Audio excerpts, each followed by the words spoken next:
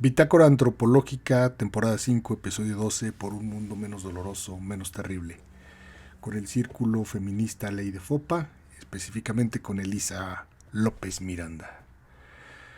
Acabamos de platicar con Elisa y la verdad es que de entrada tendría que agradecer por el tono de la charla que tuve con Elisa. Es una colega que es muy generosa y comparte con nosotros, además de los temas sociológicos y los temas feministas y su conocimiento sobre estos dos temas, pues una especie como de contexto a través de su historia de vida, su historia familiar, el lugar de donde es y todas las cosas que ha pasado pues como para llegar a donde está en este momento. Es una charla donde podemos conocer un poquito más sobre el círculo feminista, a la IDEFOPA, que se funda en el año 2021. Es un espacio autogestivo para generar conocimiento, reflexión, discusión, diálogo, al margen de la institución. Es muy interesante cómo lo pensaron y cómo ha venido trabajando el círculo, porque es como con la intención de acercar a las personas que regularmente no tendrían el espacio dentro de una universidad, un espacio dentro de la institución académica. Y en ese sentido es muy valioso lo que están haciendo ellas, porque de alguna forma pues permiten el acceso a foros, a personas, insisto, pues profesionales también de la materia y personas que no necesariamente sean profesionales de alguna materia, pero que los acerca a este espacio, a discutir, decía yo, a dialogar, a compartir estas cosas que nos preocupan o que nos deben de preocupar y que nos deben interesar a todos. Es una charla, ya la verán ustedes, ya la escucharán ustedes, muy amena, muy sentida, ¿no? De mucho sentimiento. Es una charla muy emotiva, entrañable, que sin ninguna pretensión de estas a veces pretensiones sociológicas medio eh, sabedoras del mundo, eh, es, una, es una charla entre amigos, entre amigas. Y yo quisiera que ustedes pusieran mucha atención a los conceptos, a la forma en que Elisa nos cuenta y nos acerca a este tema. Insisto, un tema que debe interesarnos porque efectivamente pues es un tema que debería de aliviarnos el dolor y pensar que el mundo puede ser diferente, un mundo menos terrible. Mi nombre es Said Vázquez. Este es el episodio número 12 de la Bitácora Antropológica con Elisa López Miranda del Círculo Feminista Alaí de Fopa. Escúchenla. En Etnografía Estudio hacemos la Bitácora Antropológica. Mi nombre es Said Vázquez, sociólogo utópico,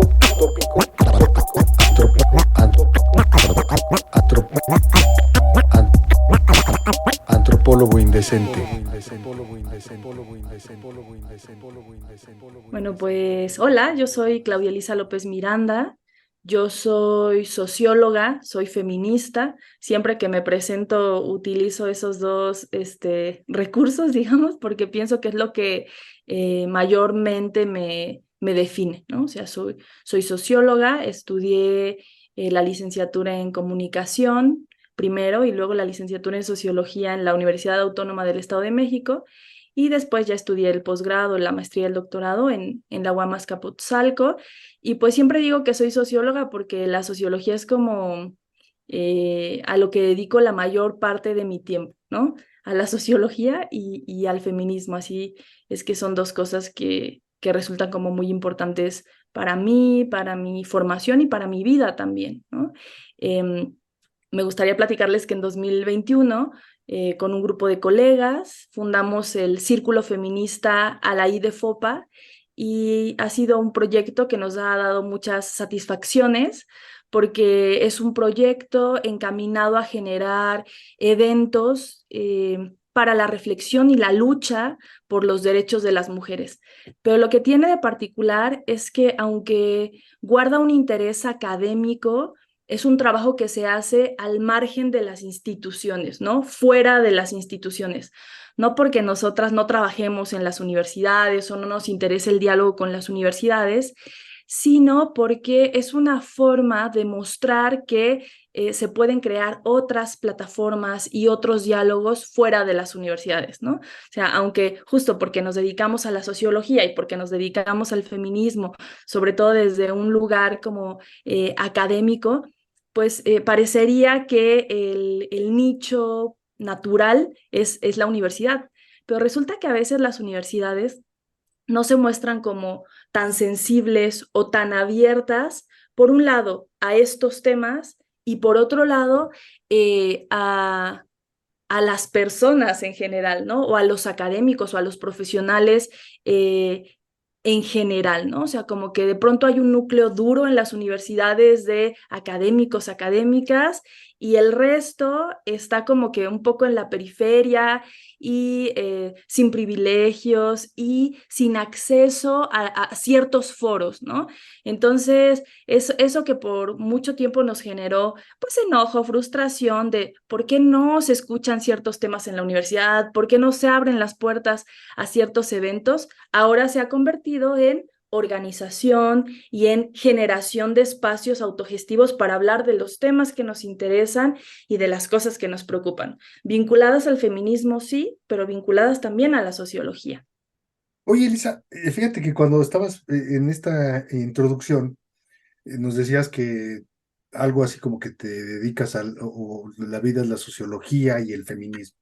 ¿Qué es eso? ¿Cómo se vive? Fíjate que yo cuando también estudié sociología, decíamos, ya terminamos los créditos, ya somos sociólogos, cabrón. ¿O no? Título ya sociólogo, socióloga.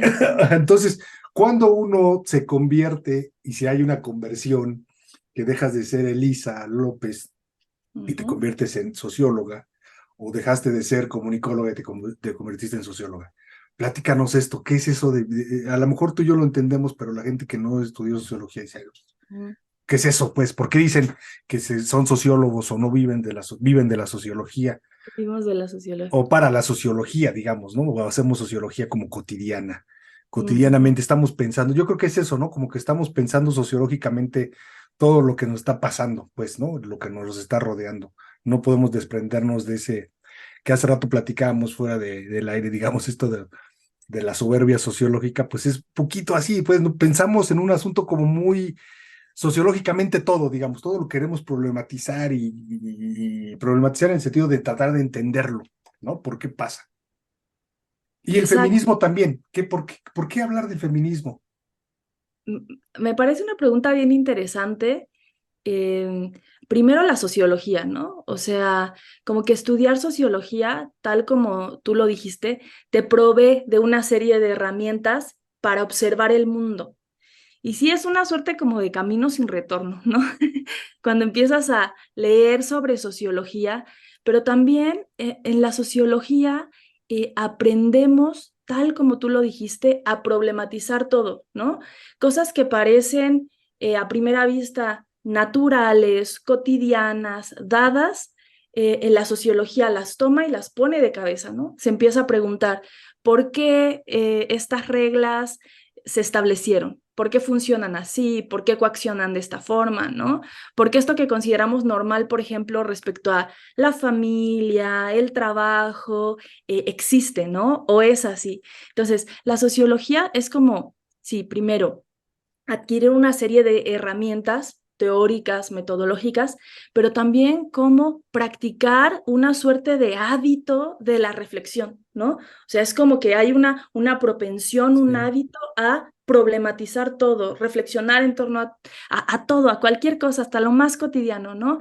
Y, por ejemplo, algo que seguramente te debe haber pasado a ti es que la relación con la familia cambia, ¿no? Porque la socióloga o el sociólogo es, ay, el pesado, que todo lo cuestiona, ¿no? Que todo lo critica, que ese es otro tema de la sociología, ¿no? Como otro hábito, otro recurso, o si quieres decir otro capital que adquirimos, ¿no? El de la crítica.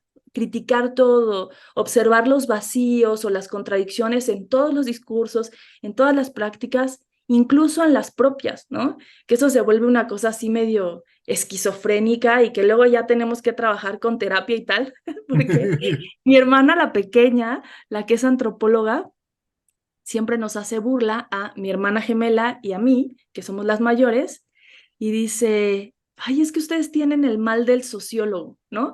Y cuando dice el mal del sociólogo, se refiere justo a eso, a sobreanalizar todo, ¿no? Sí. Incluso lo propio, y por eso te decía un poco a broma, un poco en serio, que después se tiene que trabajar en terapia, ¿no? Esta cosa de estar sobreanalizando incluso lo que yo digo, ¿no? Cuestionando incluso mis propios valores, mis propias decisiones, ¿no? Como observando siempre la contingencia en las decisiones propias también, ¿no? Ah, dije esto, pero pude haber dicho otra cosa, pero tal, pero cual. Entonces, Sí. vivir sociológicamente o dedicar el tiempo a la sociología es, sí, trabajar, a lo mejor como en mi caso, como profesora, haciendo investigación, publicando, ¿no? Esa es parte de dedicar el tiempo a la Del sociología. quehacer, digamos, Del- sociológico. Sí, del quehacer sociológico, pero la otra parte sería esta cosa como mucho más incorporada, ¿no? Lo que decíamos de estar sobreanalizando, de estar criticando, de estar reflexionando sobre el mundo. Y si a eso le incorporas la variable del feminismo, bueno, pues ya es un desastre, ¿no? Porque además de estar cuestionando todas las prácticas Sí. como desde la sociología, ahora ya las cuestionamos desde el feminismo, ¿no? Y todo el tiempo Fíjate, es... perdón que te interrumpa, Sí, pero sí, sí. fíjate que hay una imagen una metáfora, digamos, muy interesante en esta charla, porque como tienes difuminado Fondo. tu fondo, te escuchaba y decía, es eso la sociología, donde ella se abstrae del mundo, ¿no? Y el mundo está atrás. Ese es un asunto que cuando también te escuchaba, pensaba, efectivamente es ahí cuando nos convertimos en sociólogos, cuando nos podemos desprender del mundo, digamos, y nos salimos de la vorágine donde todos están metidos, decías la familia, y no se dan cuenta de por qué carajo están haciendo lo que están haciendo, por qué están pensando y comentando y haciendo cosas de manera natural.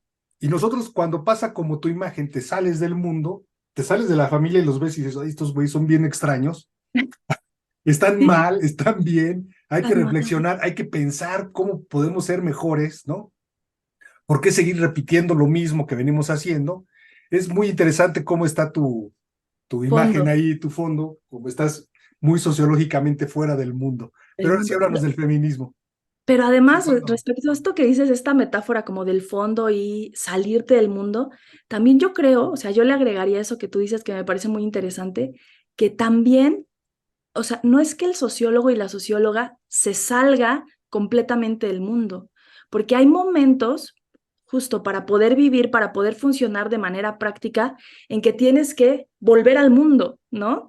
Pero el tema es que ahora vuelves conscientemente al mundo. Es como, ya me incorporo un momento a esta dinámica, a problemática del mundo, porque otra cosa es que si estamos todo el tiempo en modo socióloga, en modo sociólogo, el mundo se vuelve invivible, Así ¿no? es, O sea, sí. si estás todo el tiempo reflexionando, siempre ponemos el ejemplo y yo lo comparto con mis alumnas y mis alumnos y les da mucha risa, es que yo les digo, ay no, salir con mi hermana, la más joven, la antropóloga, ir a la playa, ir a la playa con ella es un sufrimiento, ¿no? Porque le cuesta mucho lo que estamos diciendo ahora de entrar al mundo, ¿no? Y decir como, bueno, ya estamos acá en la playa, ya rentamos una palapa, sí es explotación, tal, pero si todo el tiempo estás como poniendo esos temas sobre la mesa, se vuelve el mundo insoportable, ¿no? Entonces también un poco reconocer que hay muchos momentos en que nosotras entramos otra vez a ese mundo a problemático porque si no lo hiciéramos, no podríamos vivir, ¿no? O sea, sería como muy difícil y a veces tenemos que, pues, elegir no reflexionar, ¿no? No estar pensando tanto el mundo. Sí, como ser un poquito más flexibles, pues, ¿no?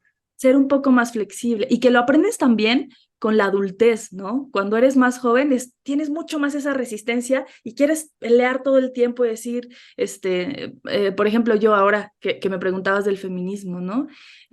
Un tiempo fui al gimnasio y que a mí ni me gusta hacer ejercicio, pero por salud mental. Y bueno, ahí es una dinámica súper machista, súper... Y lo más delicado de todo es que la gente no lo hace con mala intención, ¿no? Entonces yo todos los días que iba al gimnasio me decía, a ver, hoy voy a señalarle al coach que no, que eso que cuando me dice chaparrita, jovencita, no, que no me lo diga, o ya digo, bueno, ya voy una hora, hago y lo dejo pasar, ¿no? O sea, como que eso también es parte de, es como una marca que deja la sociología, ¿no? O sea, es Sí. difícil despegarte de eso, pero también hay que ser como un poco honestos y reconocer que sí hay muchos momentos en los que cedemos y volvemos a ese mundo del que estábamos hablando, ¿no? Y somos como, dejamos pasar algunas cosas. Por supuesto, hay algunas que no se pueden Que dejar no se pasar, puede, claro. no se pueden dejar pasar, pero otras, sí. Bueno, ya estuvimos casi unos 10, 15 minutos en el diván, aquí Elisa y yo, diván sociológico, y nos hemos terapiado y confesado. Pero platícanos ahora del feminismo. A ver, el feminismo, Esto que te preguntaba al principio, pues, ¿no? Ujú. Sí, bueno, como que una manera de empezar a hablar del feminismo siempre es como tratar de decir cómo uno llega al feminismo, ¿no? Yo soy de un municipio, ahí nací, ahí crecí, en un municipio al norte del Estado de México que se llama Chapa de Mota. Es un pueblo muy conservador, muy tradicional, y yo crecí ahí, ¿no? O sea, ese era como mi universo cotidiano. Y desde muy joven, y yo creo que eso no me pasa solo a mí, que le pasa a todas las mujeres, o sea, desde muy joven como que las prácticas machistas o de injusticia me incomodaban, ¿no? O sea, ya que estamos en el diván, como dices tú, yo recuerdo hace mucho tiempo, o sea, mi relación con una prima vecina que tenía un hermano, ¿no? Porque yo tengo puras hermanas. Ella tenía un hermano y ella tenía la tarea de tender la cama de su hermano. Y yo tenía 6 años, ¿no? O sea, yo tenía 6 años.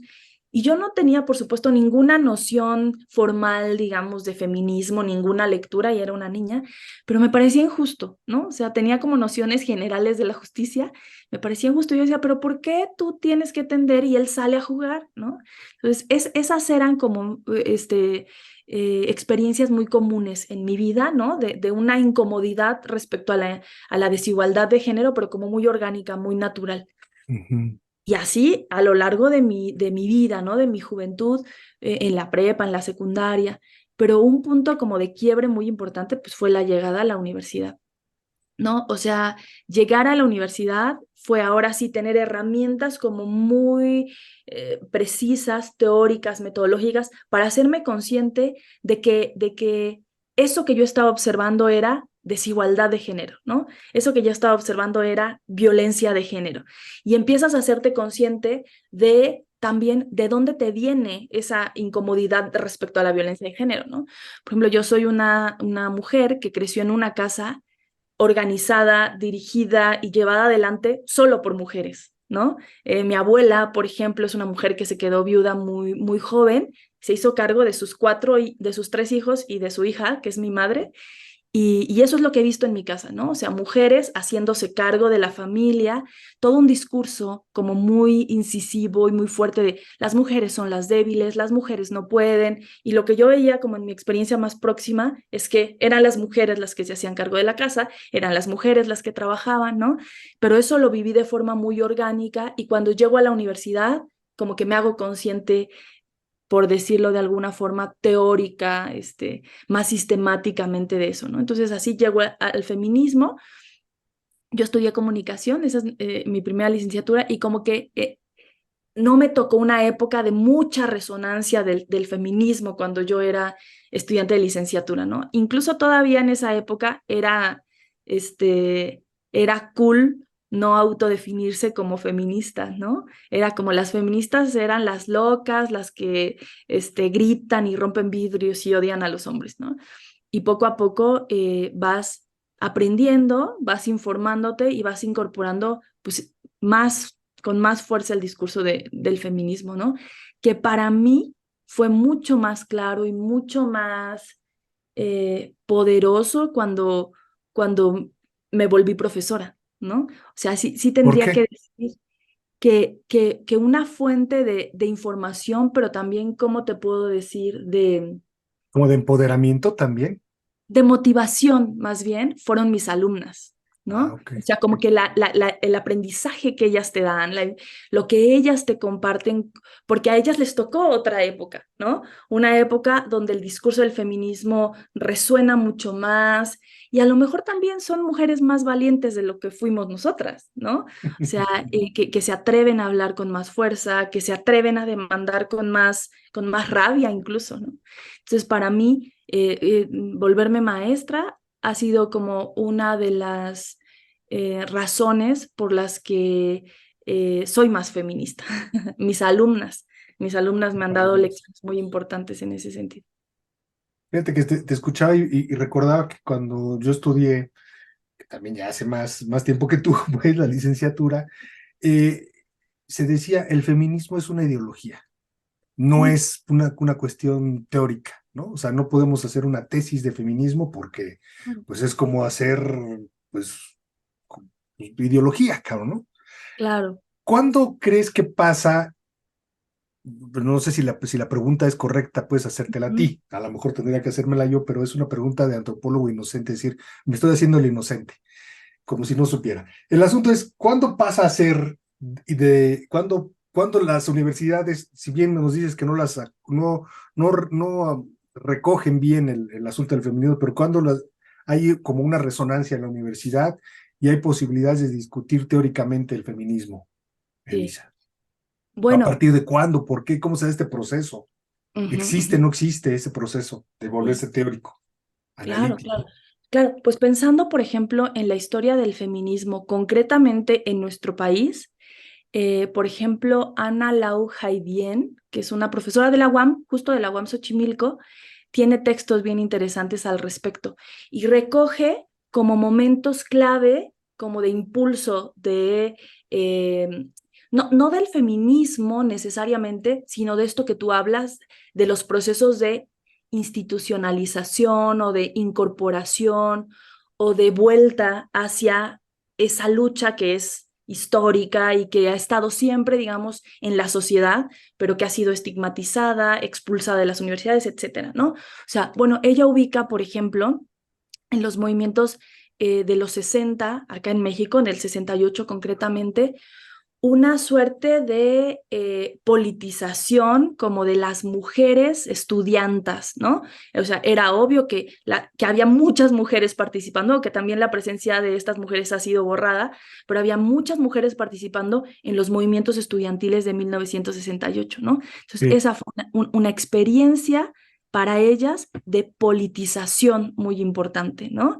Entonces, estuvieron ahí presentes, luchando, tal, y como que es una experiencia de politización, pero también es una expresión, una presencia, un estar ahí en la universidad y tu voz se está escuchando, ¿no? Sus voces se escuchaban. Pero rápidamente las mujeres, estas estudiantas que participaron en los movimientos de 1968, se dieron cuenta de esta eh, desprecio por el feminismo o de esta subordinación de los temas de las mujeres a los temas, por ejemplo, marxistas o vinculados con la desigualdad, ¿no? O sea, un impulso muy fuerte de la articulación, del fortalecimiento del feminismo, es darnos cuenta de que nuestros compas izquierdosos siempre ponían por debajo de la diferencia burgués-proletario, ¿no? La de hombre-mujer, o más que hombre-mujer, violencias hacia las mujeres y las mujeres pues sufriendo estas violencias, ¿no? Entonces, ese también es otro impulso que permite a las mujeres decir, no, bueno, no vamos a odiar a los hombres, no vamos a abandonar tampoco las causas vinculadas a la desigualdad por el capital, ¿no? A la explotación, a la alienación, nos siguen interesando muchísimo, pero sí es necesario agruparnos nosotras y criticar a estos compañeros de izquierda o pseudoizquierda que siempre señalan que el tema del feminismo y de la violencia a las mujeres no es tan importante como el tema de la explotación a los proletarios y a los obreros y la pobreza y el trabajo, ¿no? Y hoy mismo, por ejemplo, en movimientos y en organizaciones que yo he participado en la universidad, acá en la Universidad Autónoma del Estado de México, aun cuando los movimientos son feministas, los compañeros de izquierda, marxistas, siempre metiendo el tema del trabajo, de la desigualdad y el feminismo hasta el último, ¿no? Entonces, esto para decir que ese tipo de cuestiones fortalecieron el movimiento de las mujeres, ¿no? Pero hacia los años 90, justo toda esta presión, ¿no? Y bueno, y en el mundo las convenciones internacionales, sí, las convenciones internacionales, y hacia 1990 hay un proceso, dice Ana Lau Javien, ahora sí de institucionalización del feminismo en nuestro país. ¿Qué significa eso de institucionalizar el feminismo? Pues cátedras sobre feminismo, presupuesto para instituciones de combate a la violencia de las mujeres, leyes, por ejemplo, participación en convenciones internacionales sobre feminismo, ¿no? Entonces, hacia los años 90, cuando ya el Estado empieza a dar dinero para proyectos en el feminismo, pues ya entonces las mujeres en la universidad empiezan a tener recursos para hacer proyectos sobre feminismo, etcétera. Hay una anécdota muy interesante de Alaí Fopa, que da el nombre o que tomamos el nombre para nuestro círculo feminista,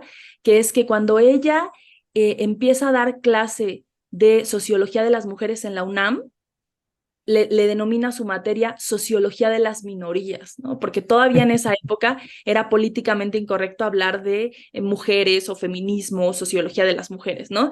Y como dicen Marta Lamas y Marcela Lagarde, que bueno, Marta Lamas tengo mis distancias, grandes distancias con ella, ¿no? Pero como dicen, ahora es prácticamente como inevitable hablar de feminismo, ¿no? Siempre es una mesa en un congreso, hay cátedras, hay posgrados, ¿no? Ahora nos hemos vuelto, dicen ellas, indispensables, ¿no? O sea, no nosotras, sino el tema El tema. en la discusión. No, incluso lo que platicábamos hace rato de la familia, es un tema y de lo cotidiano, es un tema muy recurrente en la mesa, digamos, ¿no? En la vida cotidiana estar hablando de feminismo y estar reflexionando sobre esto. Yo iba a hacer una pregunta, otra pregunta más inocente. Ajá. Venga, dices. Platícanos del círculo.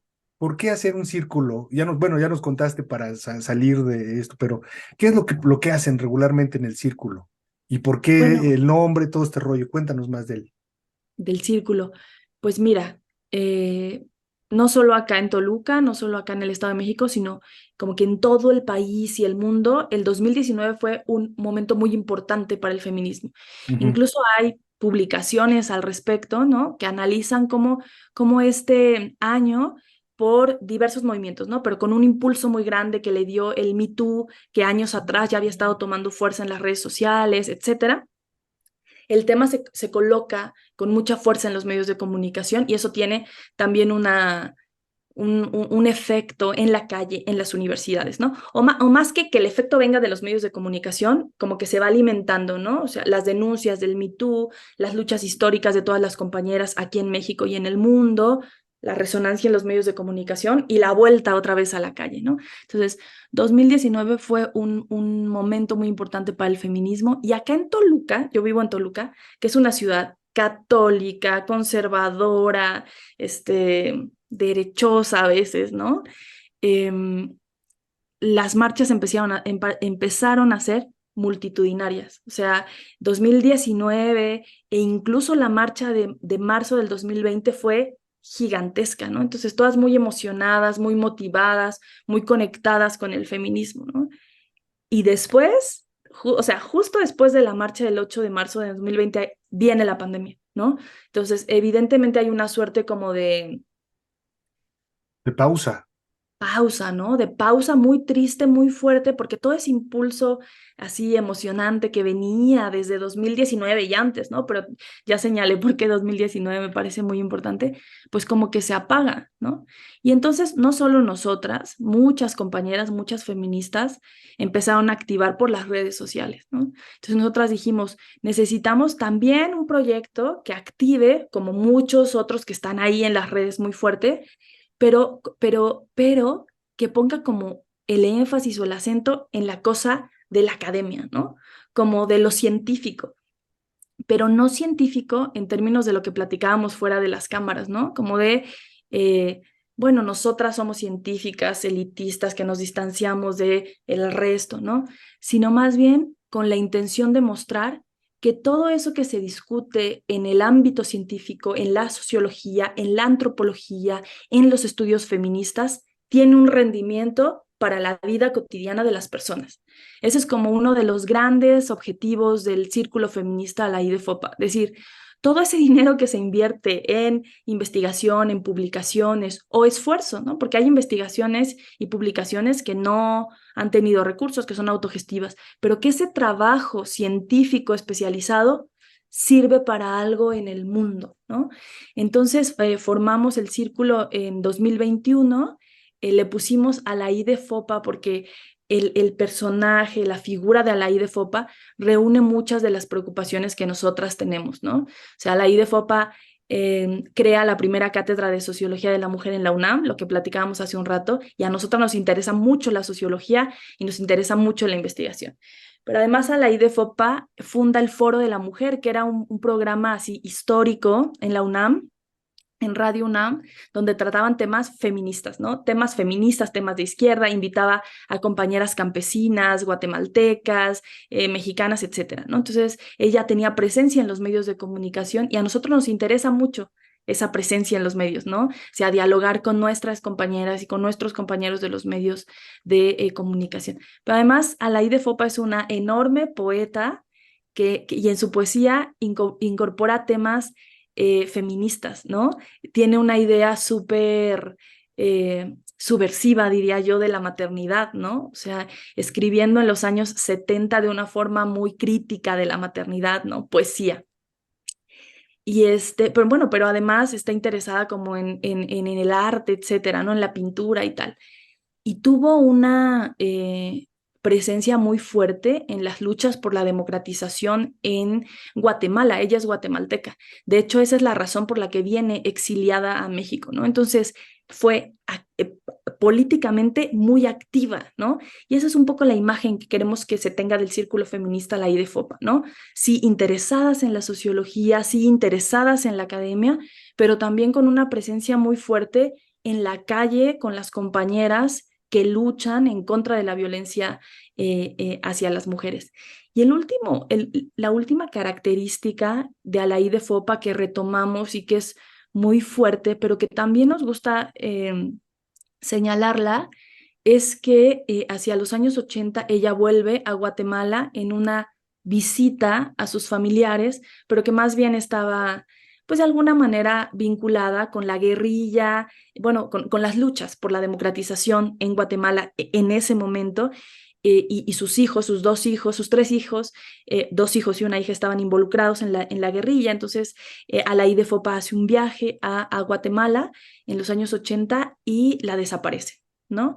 Entonces, ese también es una característica muy importante porque recordar a las desapariciones y las desapariciones de mujeres o las desapariciones vinculadas a las luchas por la justicia es algo que es muy importante para el círculo, ¿no? O sea, la construcción de la memoria, a la I de Fopa como un símbolo también de construcción de memoria y de que el trabajo del feminismo y de la lucha también por la justicia debe ser cotidiano, ¿no? Todos los días. Y así lo hacemos en el círculo. Trabajamos todos los días de diversas formas, luchando desde nuestro terreno y con nuestras posibilidades por la justicia, por el feminismo y por hacer el mundo menos doloroso, ¿no? Menos terrible. ¿Cuál es la diferencia entre el feminismo y lo femenino? Oye, es súper, súper interesante porque yo en los últimos meses sobre todo, he estado reflexionando, tratando de reflexionar sobre lo femenino. Tu pregunta no es ni inocente, ni simple, ni nada. Empiezo por lo fácil, ¿no? El feminismo. O sea, el feminismo es un movimiento, ¿no? Es una teoría. eh, Hoy ya es una suerte de campo de reflexión, de producción, que tiene un tema fundamental, ¿no? O sea, por un lado, el reconocimiento de una serie de violencias que se han perpetrado históricamente contra las mujeres, por un lado, ¿no? O sea, reconocer las violencias, reconocer las desigualdades, señalarlas, enlistarlas, y por otro lado, generar mecanismos y luchas para combatir esas violencias. Ese sería, desde mi punto de vista, el núcleo duro del feminismo, ¿no? O sea, por un lado, identificar la violencia contra las mujeres en razón de género y por otro lado, luchar contra esa violencia. ¿Y qué significa violencia contra las mujeres en razón de género o por su género? Es colocarlas en un lugar inferior porque existe una idea generalizada de que las mujeres son más débiles, menos capaces, inútiles, ¿no? O ejercer violencias radicales sobre el cuerpo de las mujeres porque se asume que nuestro cuerpo es propiedad de los hombres, que está para el consumo masculino, etcétera. Entonces, violencia en razón de género es discriminación, menosprecio, exclusión, borradura por el hecho de ser mujeres, ¿no? Entonces, el feminismo incorpora estos dos elementos, ¿no? Cuando hablamos como de feminismo a nivel teórico o académico, es estos dos elementos, pero con los lentes de la producción científica, ¿no? Producir investigaciones, teorías, reflexiones acerca de estos dos asuntos que te comentaba. Y cuando se trata del feminismo como movimiento político, es una lucha súper activa, súper concreta para combatir esas violencias, ¿no? Entonces, así vería yo el feminismo, y en esos términos soy yo feminista. Y creo que todas las mujeres que se manifiestan en contra de las violencias que sufrimos por el hecho de ser mujeres son feministas, aunque ellas no se autodescriban como feministas y aunque a lo mejor no hagan no asuman esa postura de forma muy racional o consciente más bien, consciente. Entonces, eso sería el feminismo. O sea, hay un feminismo, digamos, como reflexivo, como analítico, y un feminismo más práctico, activista, ¿no? Que tiene que ver como con la lucha directa de la defensa de los derechos de la mujer, ¿no? Y el otro es como el que le alimenta ideológicamente al feminismo activo. Sí, sí, para decirlo de forma muy sencilla, ¿no? O sea, el feminismo es una teoría, ¿no? Y una práctica, ¿no? O sea, Ujú. el feminismo produce conocimiento, ¿no? Produce teoría, produce investigación sociológica, antropológica, psicológica, en el ámbito del derecho, ¿no? O sea, el feminismo produce investigación, produce conocimiento Produce y saber. produce saber. Y al mismo tiempo, el feminismo es una lucha enfática, categórica contra las violencias que atraviesan a las mujeres. Y estas dos prácticas del feminismo son igual de valiosas, igual de poderosas, igual de importantes, y las dos transforman, ¿no?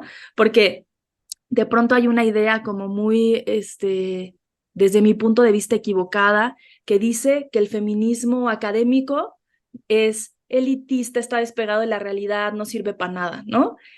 Y yo estoy en desacuerdo. O sea, yo creo que producir conocimiento desde el feminismo sirve para cosas en el mundo. Lo que te decía hace un rato del círculo feminista, la IDFOPA, por ejemplo. ¿De dónde viene? Y esto lo digo siempre que puedo. ¿De dónde viene el concepto feminicidio?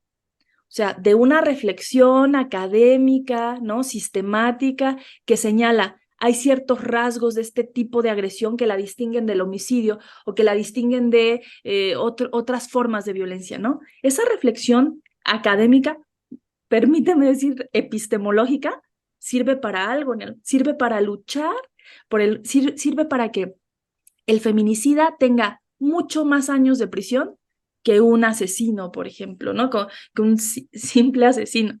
Entonces, esas cosas que parecen del orden académico, alejado de la realidad, tienen un rendimiento en lo social. Es Pero como igual, cuando el concepto sale, digamos, de la academia dirían en mi época, al mundo vulgar, digamos, sí, ¿no? Y termina siendo útil en el mundo vulgar el concepto, o muy útil como para el movimiento feminista, pues, ¿no? claro, claro, por ejemplo, otro Qué concepto, interesante, yo no sabía, qué buena onda. por ejemplo, micromachismos, ¿no? Micromachismos, que es un concepto de un psicólogo argentino, pero que después reformulan y precisan dos investigadoras mexicanas y que dicen, bueno, no se trata de micromachismos, sino de machismos cotidianos. Toda esa reflexión se da en el ámbito científico, académico, ¿no? Pero nos sirve para cosas en el mundo, ¿no? Cuando Sí, estamos sentadas en una mesa de trabajo y ofrecemos una opinión y todo el mundo dice como, ah, sí, sí, pero cuando ofrece el hombre la misma opinión y todo el mundo, ay, perfecto, interesantísimo, ¿no? qué Es, chingón. uy, ¿cómo no se nos ocurrió antes? Entonces, ese sería, desde la perspectiva de Bonino, micromachismo, y estas compañeras de la Ibero, machismos cotidianos, ¿no? Eso, ese concepto que parece que está en la academia, nos sirve primero para identificar las violencias y en la medida que podemos identificarlas, luchar contra ellas. Entonces, es muy valioso el trabajo académico, pero Claro. también hay que decir que es muy valioso el trabajo de las activistas, ¿no? Porque también hay una idea como desde la, no sé si tanto desde la academia, pero desde ciertos sectores, por ejemplo, institucionales, ¿no? Los gobiernos, sí, las instituciones más de gobierno de ese feminismo que hacen, las que rayan, las que pintan, las que marchan, pues no sirve de nada. No, a ver, por supuesto que sirve, por supuesto que sirve. La protesta ilumina los temas importantes hacia los que tiene que voltear la academia y también las instituciones. Entonces, el activismo en la calle es tan importante como el trabajo teórico y como el trabajo también, que a lo mejor eso se me escapaba un poco ahora que daba mi opinión, el trabajo con las instituciones, ¿no? O sea, es importante el diseño de iniciativas, por ejemplo, acá en el Estado de México, la presión porque se legalice el aborto y el diálogo con el Congreso y la redacción de una iniciativa. Sí, todo ese trabajo institucional también es importante, tan importante como el trabajo teórico y tan importante como la lucha en la calle. Fíjate, dos cosas. Creo que entre más conceptos estén en el mundo cotidiano, en el habla común, más vamos a entender el feminismo, pues, ¿no? Los que no somos féminas. Ujú. Este, y fíjate que me emociona mucho, cabrón. Me dan ganas de, se me salen las lágrimas de la emoción de este rollo que tienen de solidaridad, ¿no? De lucha. Bueno, ya, Ay, este, sí, es sí. muy, es muy Conmovedor. emotivo, pues, ¿no? Para mí, este rollo, pues, fíjate que cuando yo escucho que dicen eso, de, oye, que por qué pintan, con lo que creo que puede ser lo más contundente, decir, pues, están enojadas, cabrón, Ujú, ¿no? Yo lo estaría. ujú, ujú, ujú. Perdón, pues, por Sí, este rollo no, emotivo, sí, pero bueno, claro, claro, este, a mí me emociona, pues, ¿no? Esta como lucha que tienen. por supuesto. Este, y bueno, regresamos entonces a lo femenino. Sí, bueno, tú me dices, no se te escape, ¿no? Fíjate, em, mientras voy contestándote, voy pensando también la respuesta. Primero decir que esta distinción femenino-masculino sería una distinción de género, digamos, ¿no? O sea, el género, para decirlo de forma sencilla, es esta construcción social que se hace sobre una distinción natural, ¿no? Digo natural entre comillas, Biológica. biológica, entre comillas, porque también hoy esa distinción o el hecho de que esa distinción biológica sea muy clara está siendo cuestionado, ¿no? Ajá. Pero como para ir avanzando un poco en la definición, el género es una serie de roles, atribuciones, prohibiciones que se enlistan o que se asignan a una persona en función de su biología, ¿no? O para ir avanzando, te digo, en la definición, ¿no? Tradicionalmente hemos conocido estos géneros femenino y masculino, ¿no? Pero hoy, por ejemplo, entre femenino y masculino hay como una gama de posibilidades, ¿no? Ajá. Eh, por ejemplo, esto del género no binario, ¿no? De personas que ni se autodefinen como femeninas ni se autodefinen como masculinas. Y me parece muy importante esta discusión de lo que no casa o lo que no queda entre estos dos binarios de femenino y masculino, porque eso ha posibilitado una discusión o una crítica en torno al género como categoría para distinguir a las personas. O sea, un poco los discursos desde este campo como de estudios o de reflexión es deshacer el género, como dice Judith Butler, ¿no? Dinamitar el género, como que ya no exista una noción de lo femenino y lo masculino. Y por ejemplo, yo doy clase en una escuela de artes escénicas en la UAMX, doy clases en la licenciatura en cine y no sé si es por la época o porque ellas y ellos y ellas son artistas, artistas, pero veo como que en sus prácticas muy cotidianas una crítica hacia esta idea de los binarios en el género, ¿no? O sea, por ejemplo, tengo alumnes que hoy llegan como con una apariencia que podríamos categorizar como femenina y mañana llegan como con una apariencia que podía categorizarse más como masculino, ¿no? Y a veces intermedio, etcétera. Entonces, hago toda esta reflexión para decir, yo estoy consciente de que hoy existe todo un cuestionamiento respecto a las categorías genéricas como eh, categorías muy reducidas, ¿no? O sea, las Sí. expresiones del género son mucho más complejas que lo femenino y lo masculino. Primero reconozco eso, respeto y me parece una reflexión muy importante y veo expresiones de eso en lo cotidiano con mis alumnas. Ok. Pero, y ahí viene lo polémico y lo peligroso y lo que digo como con tiento, ¿no?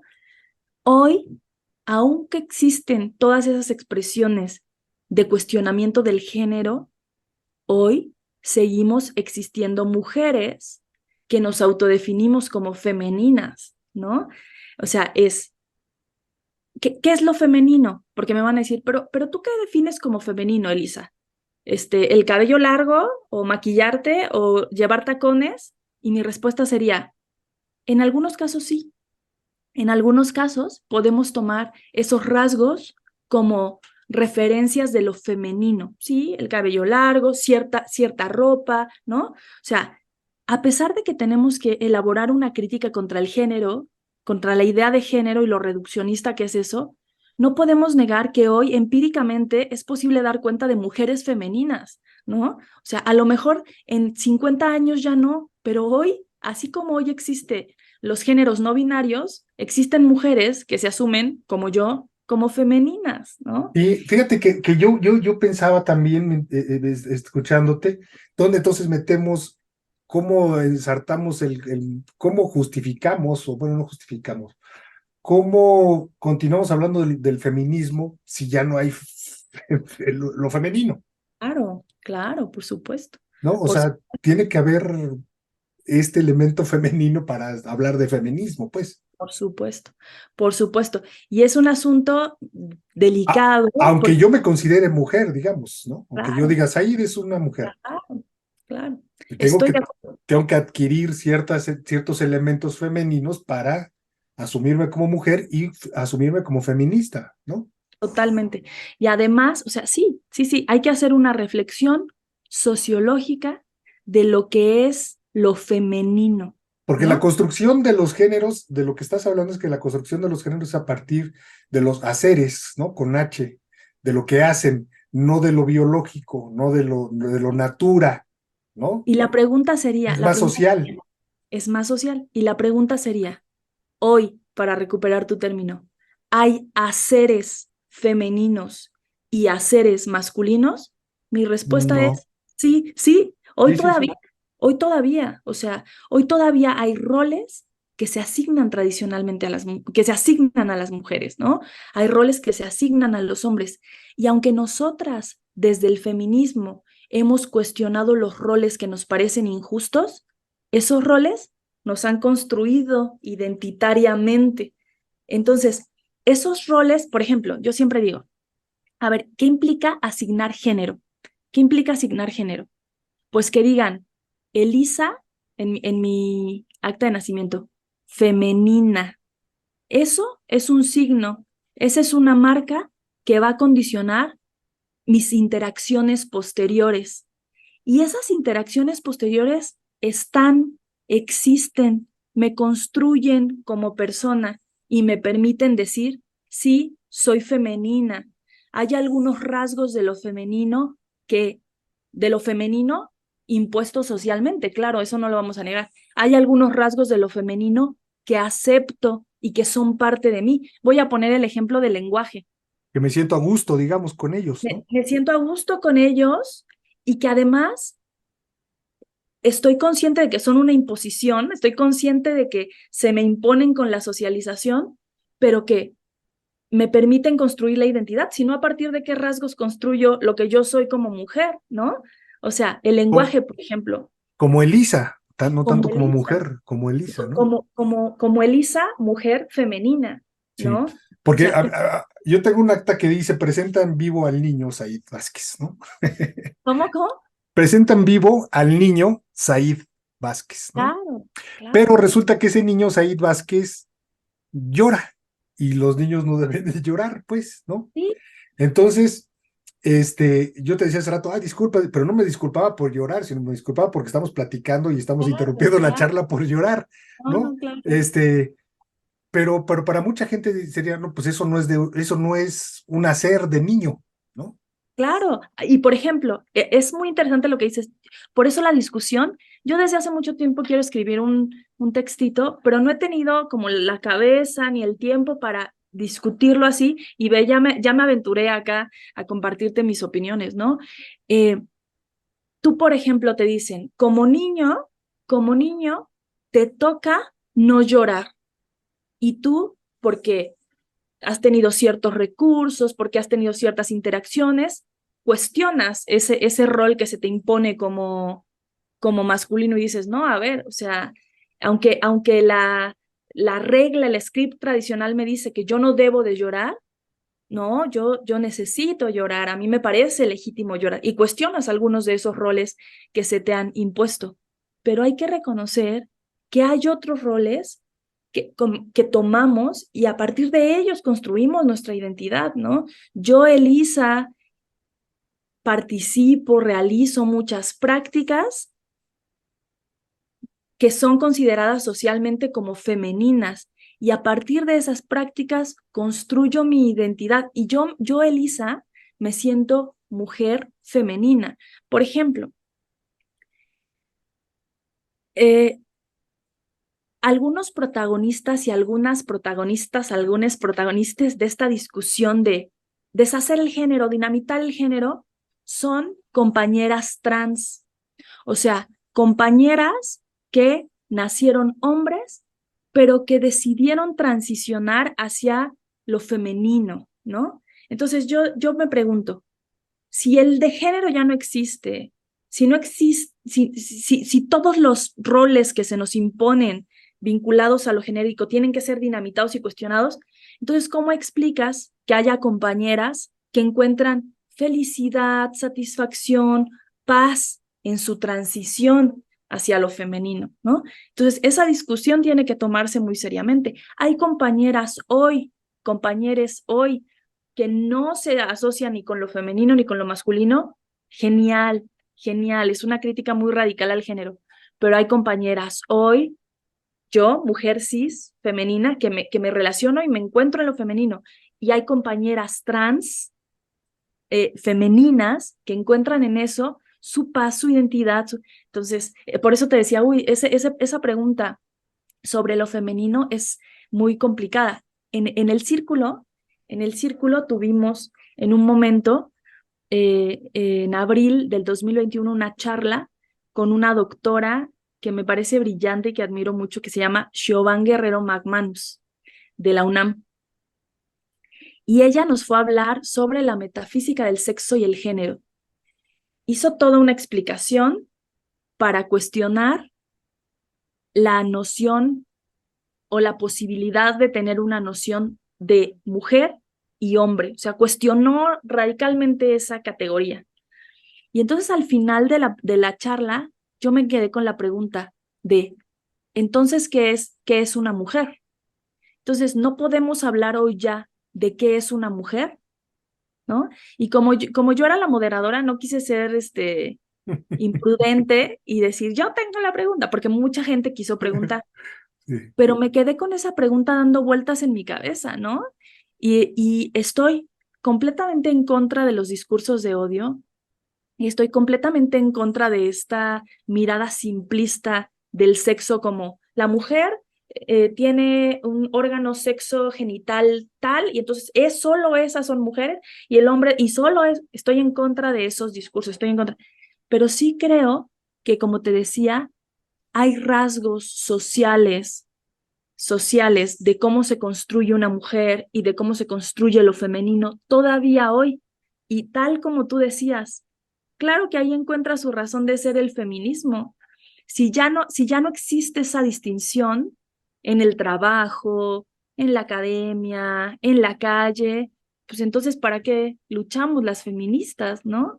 Si Ujú. ya no existe esa noción de lo femenino existe y continúan existiendo también las ideas de que lo femenino es menos, es Débil. débil, etcétera. Por ejemplo, muchas de las violencias a la comunidad trans y muchas de las violencias a la comunidad homosexual están relacionadas con Por lo esta idea femenino. de lo femenino como algo menor que debe ser despreciado, que debe ser maltratado, erradicado, etcétera, ¿no? Entonces, yo creo que esa es una discusión que nos debemos tomar en serio. Reitero, hablo de eso con mucho respeto y también como con muchas dudas. Son cosas que me estoy aclarando, pero en esa línea va como mi pensamiento.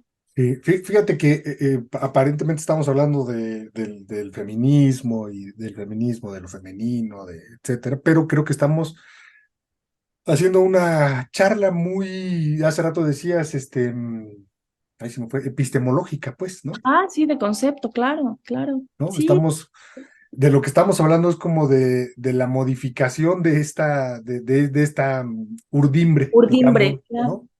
Estamos como reconstruyendo la realidad. Ujú. Bueno, creo que se nos va a acabar el tiempo, así que platícanos un poco más sobre el círculo. ¿Qué es Ajá, lo que es muy interesante, pero bueno, cómo es que se vinculan, ¿no? Con el mundo, qué es lo que hacen en realidad, conferencias, charlas. Por ahí están las chavas en Toluca de las hartas artistas, con H, gracias. están encabronadísimas. Platiqué con ellas con justo en la temporada pasada con las artes artistas, cómo por ejemplo se vinculan con grupos como ellas o no se vinculan, o nada más es un asunto más académico. Y después, Elisa, ¿cómo cerramos? ¿Cómo concluyes? Sí, sí, bueno, decir muy rápidamente que justo estas discusiones que estamos teniendo, por ejemplo, sobre el género y tal, es lo que nos interesa en el círculo. O sea, decir, hay un trabajo, como tú decías, a nivel epistemológico, científico, que no es estéril, que no es inútil, que nos sirve para la vida cotidiana. Entonces, esa es como la filosofía del círculo, digamos, ¿no? Pero como para ser sintéticas, te comento rápido, ¿no? O sea, hay como una suerte de núcleo estable, ¿no? De grupo estable del círculo, pero todo el tiempo están llegando compañeras que nos ofrecen dar charlas, tal, o algún proyecto, y me parecía importante compartirte el nombre de las compañeras, ¿no? Claro, Alejandra López, que es mi hermana, que es ella con quien fundo, digamos, el proyecto, que por supuesto no podría existir sin las otras compañeras, que son Dulce Reyes, Iliana Espinosa, Jazmín Macedo, Karen del Palo, Carla Mijangos, Lupita López y Vanessa Munguía, ¿no? Ese es como el núcleo estable del círculo y luego entran compañeras, salen, todo el tiempo estamos como en diálogo con las amigas que nos quieren dar un taller o que nos invitan a su institución, etc. Entonces, primero ese es como el grupo del círculo. Empezamos en 2021 y en 2021 arrancamos con charlas mensuales de compañeras de diferentes universidades del mundo. Invitamos a compañeras de la Complutense de Madrid, de la Universidad de Bristol, de la Universidad de Texas, de la UNAM, de la UAM, así, de muchas universidades, como que vinieran a hablarnos de sus investigaciones, pero desde una perspectiva, o más bien en un tono amable, cariñoso para nuestro público que es muy diverso, ¿no?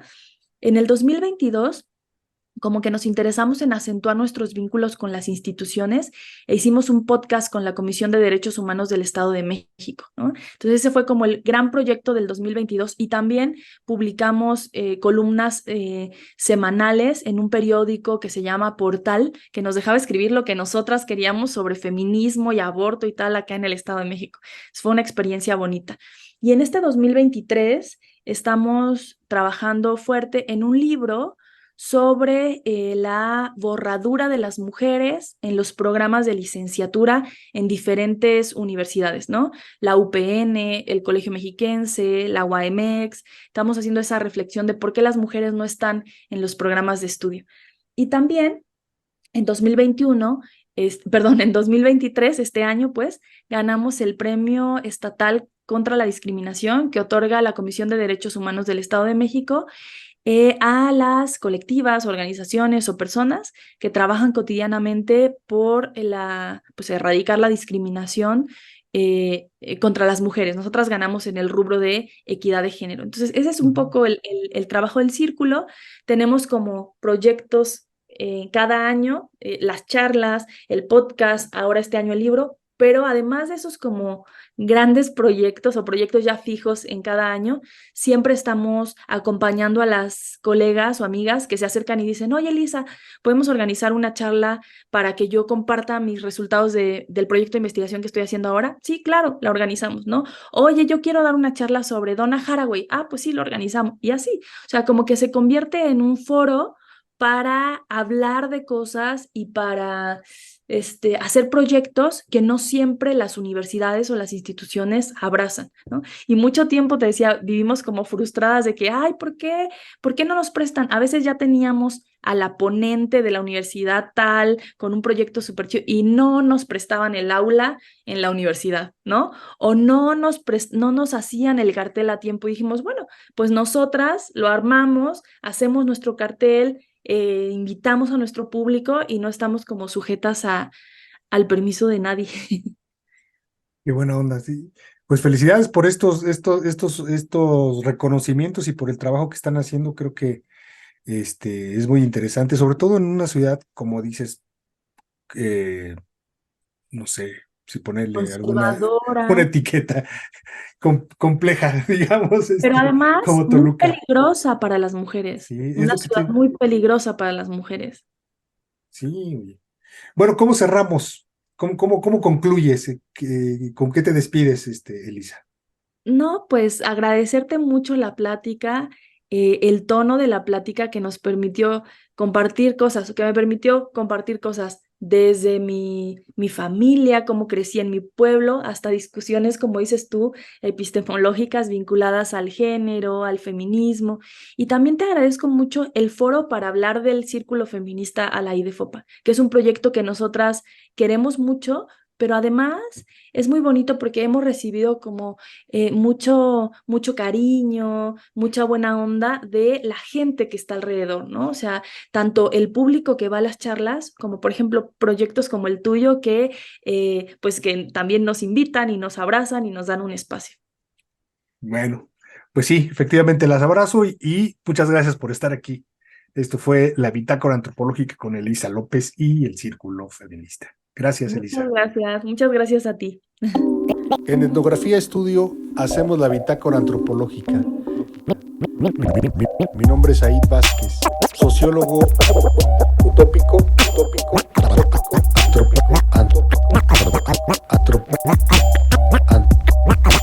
antropólogo indeciso. indecente.